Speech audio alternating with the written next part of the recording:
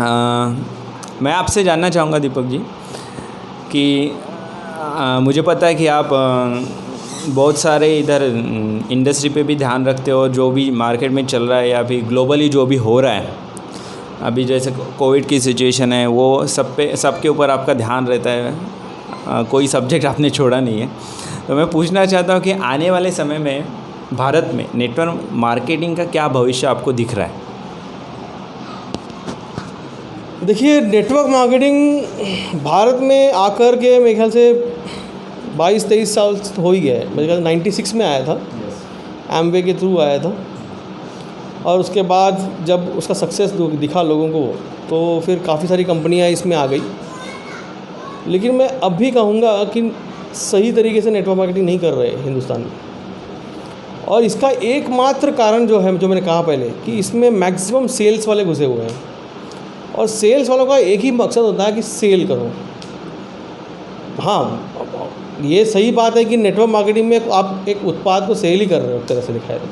लेकिन अब आप नेटवर्क मार्केटिंग में आप भी जुड़े हो, मैं भी जुड़ा हूँ। हमारा क्या मतलब कि हमें क्या बोला जाता है नेटवर्क मार्केटिंग में? हमें क्या बोला जाता है? डिस्ट्रीब्यूटर। यस। तो इस डिस्ट्रीब्यूटर शब्द का लोग समझते नहीं। मतलब डिस्ट्रीब्यूटर, जो मेरा एक दोस्त है जिसने मुझे इस नेटवर्क मार्केटिंग को इंट्रोड्यूस किया था, वो भी डिस्ट्रीब्यूटर था ना। वो तो कोई सेल्स नहीं कर रहा था। जब आपको बोला गया है कि आप डिस्ट्रीब्यूटर हो, फिर भी आप लगे रहते हो सेल्स में, तो ये यहाँ कहीं ना कहीं विरोधाभास है। जब तक ये सेल्स माइंडसेट से दूर नहीं होंगे लोग, तब तक इसको लोग गलत तरीके से करते रहेंगे, और इसमें लोग ज़्यादातर सक्सेस नहीं पाएंगे। मैं देखिए, जहाँ तक आंकड़ों की बात है कि एक समय था जब भारत में मुश्किल से 6-7 हज़ार करोड़ का सालाना इसमें टर्नओवर होता था। आज की तारीख में मेरे ख्याल से, ये मैं जब 7 हज़ार की बात कर रहा हूँ, तो ये था 2012-13 की बात है। आज 2020 है। 2019-20 में मेरे ख्याल से आंकड़ा जो था वो 23 हज़ार करोड़ के आसपास पहुँच गया है।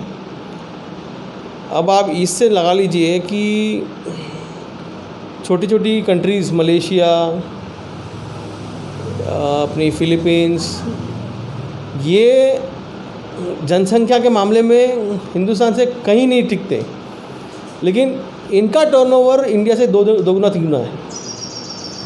और जो अमेरिका हो गई, अमेरिका जिसमें 30-35 करोड़ की जनसंख्या है, वहाँ पर इसका टर्नओवर,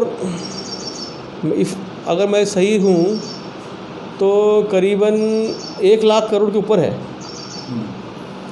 तो मान लीजिए, जैसे हमारी जो ये एजेंसीज़ हैं, ऑडिटिंग एजेंसीज़, जैसे प्राइवेट वाली हो गई, फिक्की हो गई, या फिर अपने फिक्की तो खैर गवर्नमेंट एजेंसी है, प्राइवेट में बहुत सारे KPMG हो गई, इन सब की रिपोर्ट जो आई है, उनका एक मानना है कि ये करीब 2025 में तक आते इस इंडस्ट्री का टर्नओवर 60-65 करोड़ के आसपास हो जाएगा, 60-65 हज़ार करोड़ के आसपास।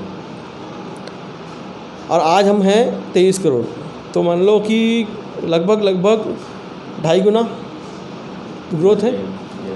अभी 2020 है, 5 साल में 2.5 गुना ग्रोथ। लेकिन मेरा ऐसा मानना है, और काफ़ी सारे दिग्गज जो है इस इंडस्ट्री के, वो उनका भी ऐसा कहना है कि ये 1 लाख करोड़ के ऊपर चला जाएगा।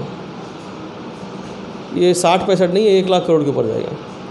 तो मान लीजिए कि 1 लाख करोड़, और आज हम 20-22 करोड़ पे हैं, तो सोचिए कितना ग्रोथ है आने वाले 5 सालों में।